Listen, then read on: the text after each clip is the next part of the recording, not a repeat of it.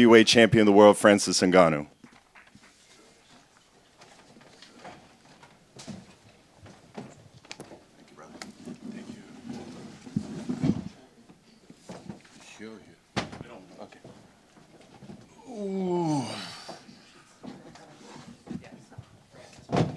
What's up, guys? Doug Vasquez, Sports Illustrated. Congratulations on the win. How did it feel being back in there? Oh, it feels good.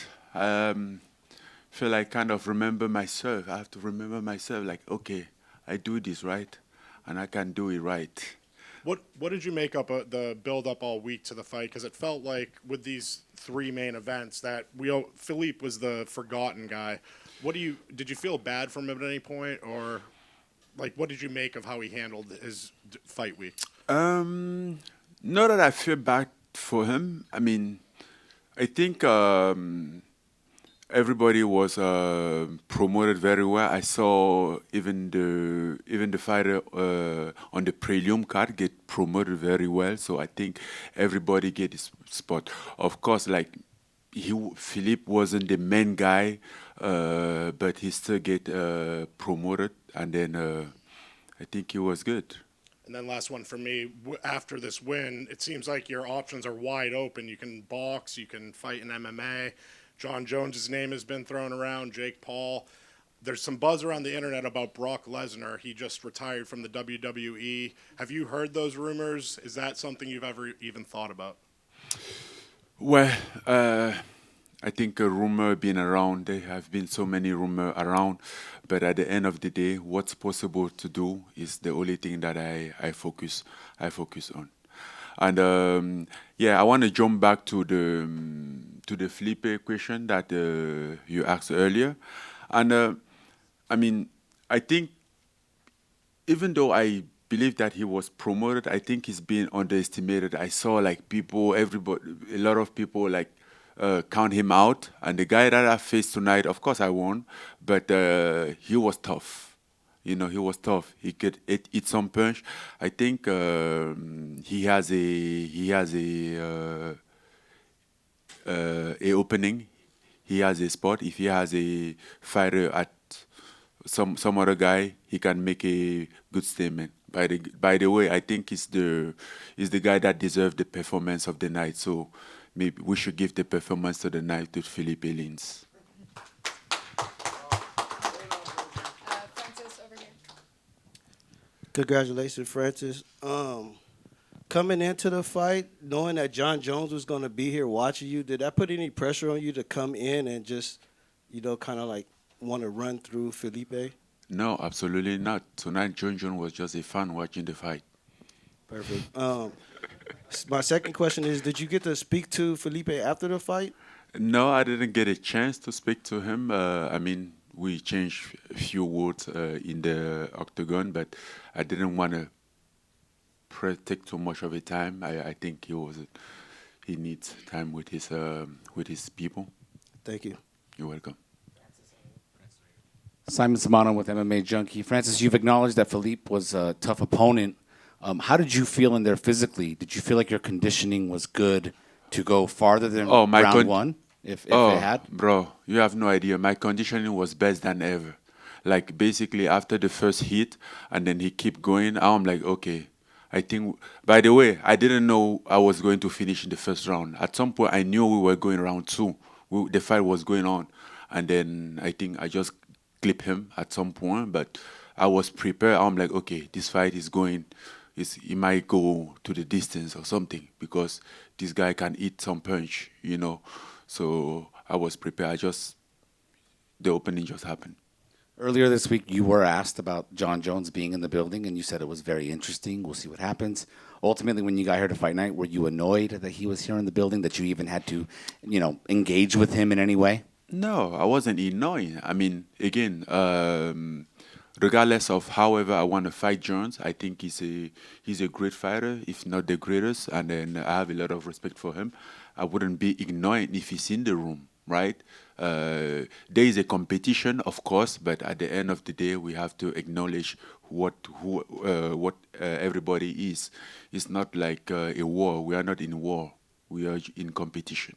And the last question for me, just to ask point blank, just how realistic is there an actual pathway to get to the Jon Jones fight?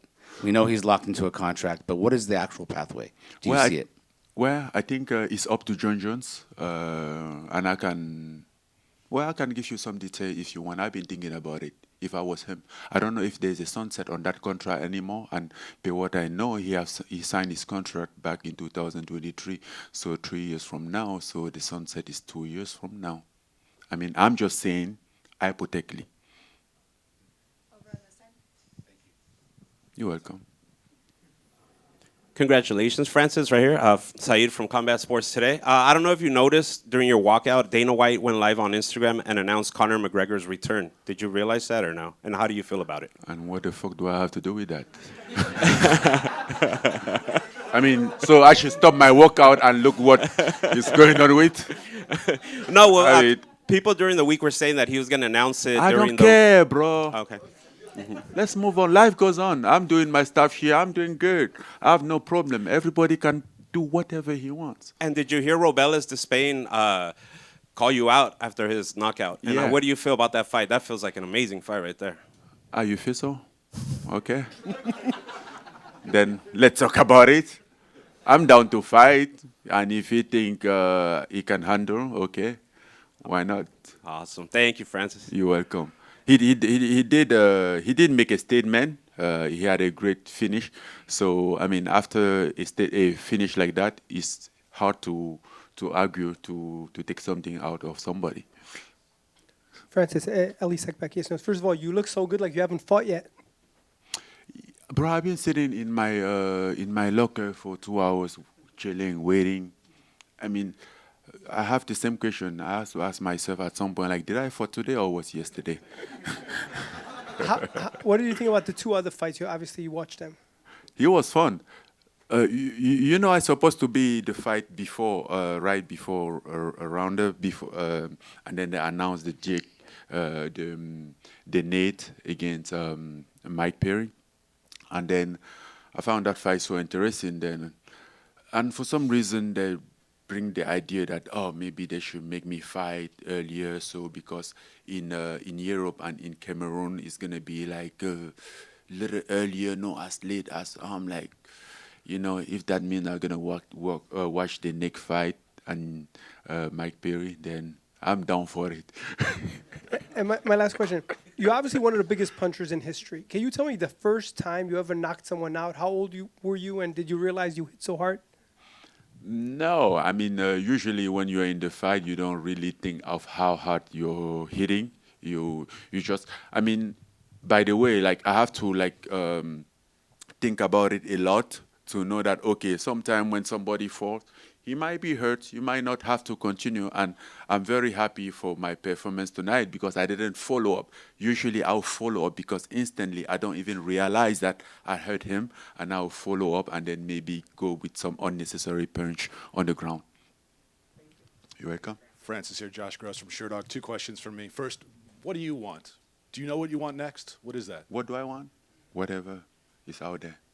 I mean, I really have nothing special. I mean, if not maybe that Jon Jones fight, some big fight, but I really have nothing special. I just want to keep doing it as long as we go. If I have something, I do it. You know, I think I have done what could have been done. And having Netflix attached to this fight, how did you notice that in terms of the attention that you received leading up to it, the feeling around the fight? Was it something new for you? I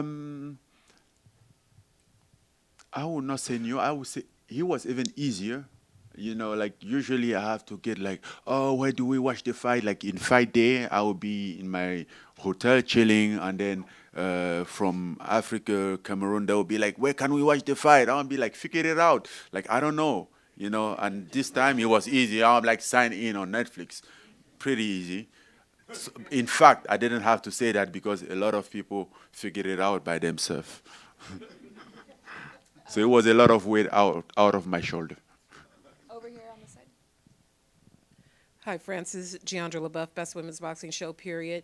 Now, as you make your transition back over into MMA after spending time in boxing, your striking looked really, really sharp tonight. Correction, not now. My last fight was MMA. Well, I fought in August 2024, was in MMA. true. Excuse me. My apologies. No problem. Looking as you come back over, looking as you are in the MMA side and fighting a couple fights over on the boxing side, your striking looked very sharp. What lessons have you brought back over with you after spending some time in boxing, fighting against Tyson Fury and the other fights that you did over there? Well, as I said, I never left MMA. I just crossed over to do boxing. And then it was an experience, a dream that I want to accomplish. But again, the boxing is different from MMA striking because the stand and everything is very different. You cannot afford to stand in MMA as you stand in boxing, or to box in MMA as you do in boxing, because there is takedowns, there is leg and all those stuff that you have to manage at the same time. So it's a completely different striking. Francis, regardless of who you fight next, would you want it to be for a belt, or is being the heavyweight lineal champion enough? I have a lot of belt. I need to make some space home to put some belt in. So whatever, and then I have someone on my pants as well. So as long as it's a fight, you have put a man in front and that can fight. Yeah, we can dance. Thank you. You're welcome. Thank you, Francis. Thank you. Thank you, guys. Have a good night.